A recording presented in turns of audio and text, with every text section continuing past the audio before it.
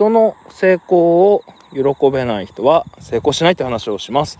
で、ちゃんと理屈があるんですね。これね、綺麗事を僕言わないんです。基本的に綺麗事っていうのは基本的に嘘だと思ってるからです。実はね、そういうことじゃないんです。今日の話って本当めちゃくちゃ論理的に説明が可能な話なんですよ。タイガー・ウッズっているでしょ、有名なゴルフの選手ね。相手が外したら自分は優勝で、相手が入れたらサドンデスというか18ホール以降の延長戦になりますよっていう時にどう考えるかって有名な話ね。皆さんはどうしますか外せって思いますか？ライバルが外したら自分は優勝、外せって思いますかって思う人は負けるっていう話なんですよ、今日の話って。はい、もうめちゃくちゃシンプルです。はい。その時タイガー・ウッズはどう考えるか。入れって思うらしいですよ。って思いませんか？外せって普通思うよね。今日の話はもうこれで終わり。もうこれで以上です。ね。今もうちょっと補足してきます。はい。外せと思っていて、入ったらどうなりますか皆さん。ちょっと想像してみましょう。そしたらね、その後の延長戦どうなると思う？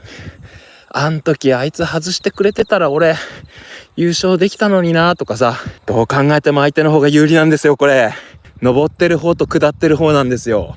自分の方が勝ってるという状態で、相手が次登ってきた時にそいつがですね、自分を追い越していく瞬間なんですよ。ここはまさに、入れと思ってた相手が入ったらよっしゃーってね、望むところだ、この後勝ってやるっていう風にですね、相手に気持ち的に負けないんですよ。振り切られないんですよ。もしも外せと思って入っちゃったら延長戦はもうね、戦う前から勝負が決まってますね。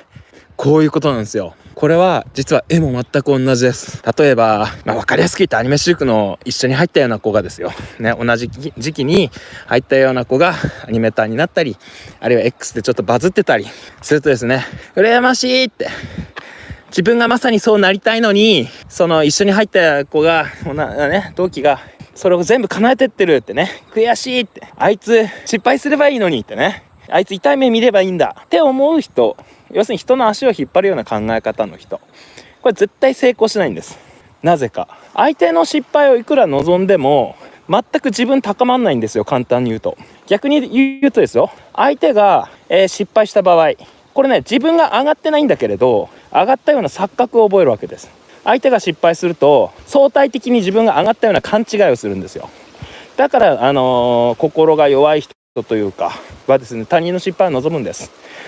他人の失敗を望んでる段階で、実はあなたは自己努力や自分の向上っていうのをもはや望んでないに等しいんですよ。なので絶対成功しないんです。これね、ちゃんと理屈があるの、こうやってね。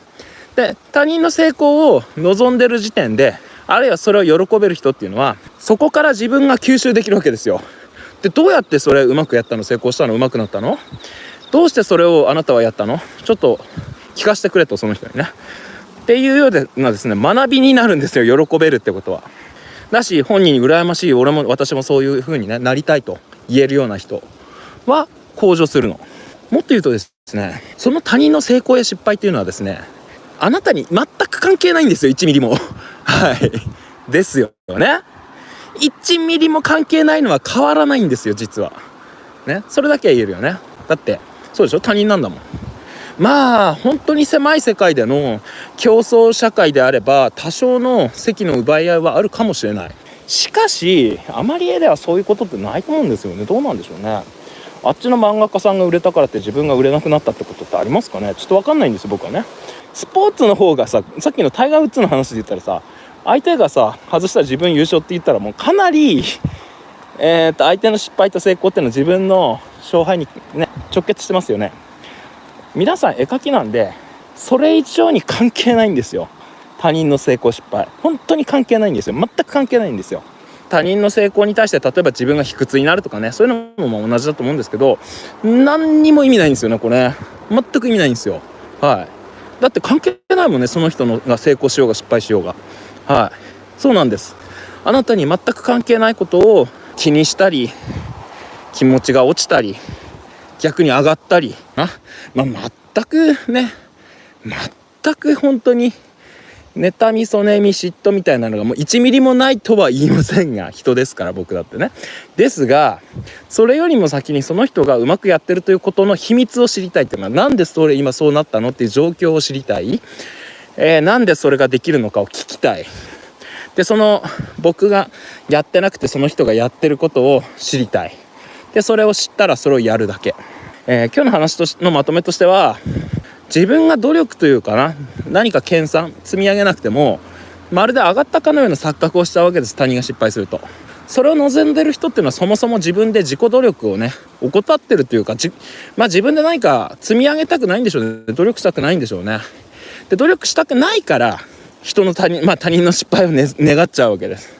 他人の成功が嫌な人は何かっていうと、自分が低く見えちゃうわけですよね。その人が成功して自分が成功しなければ、その人が自分よりも、上位に感じ、そして自分が下位に感じるということはですね、それを解消するためには自分が努力しなきゃいけない、上がらなきゃいけない。大変なんですよ。芸能人なのか有名人なのかが下がったところで皆さん1ミリも上がってませんからね。で、あれを記事を見て読んでテレビで大騒ぎして、それでそんなに雑誌とかで大騒ぎして、それを見てああだこうだ喋る1ミリもあなたに関係ないんですよ、あれね。だけど誰かそういう今まですごいと思ってた人が下がった時に何かみんな気持ちいいと思ったことないですか？正直あれにはそういう心理が含まれてるということです。あの時にってあんな有名人がこんなコテンパンにね、あんな偉そうにしてた人がみんなにそう叩き合ってると、なんか気持ちいいなって。それはね、そういうことなんです。自分は何もしてないけれど、そのすごい有名人が下がったことによってなんか自分が上がったような錯覚をしてるんです。しかし錯覚です。何も上がってません。何も変わってません。はい。という心理を利用したです。なんて言うんですかね、ああいった現代でいうところの生贄みたいなものなんですよね。そういうことですよ。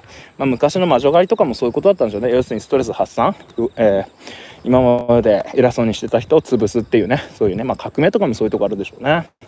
なので全く自分はプラスになってないと思ってください。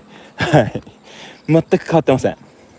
なので自分の目の前のものをひたすら一個ずつ解決したりとか、書けないものを書けるようにしたりとか、今までねできないことをできるようにするという自己努力を積み上げることでしか人っていうのはうまくいかないですから。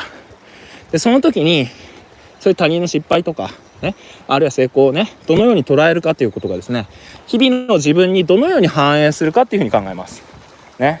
そこでどう捉えるかによってその人のその先が決まってしまうという話でね。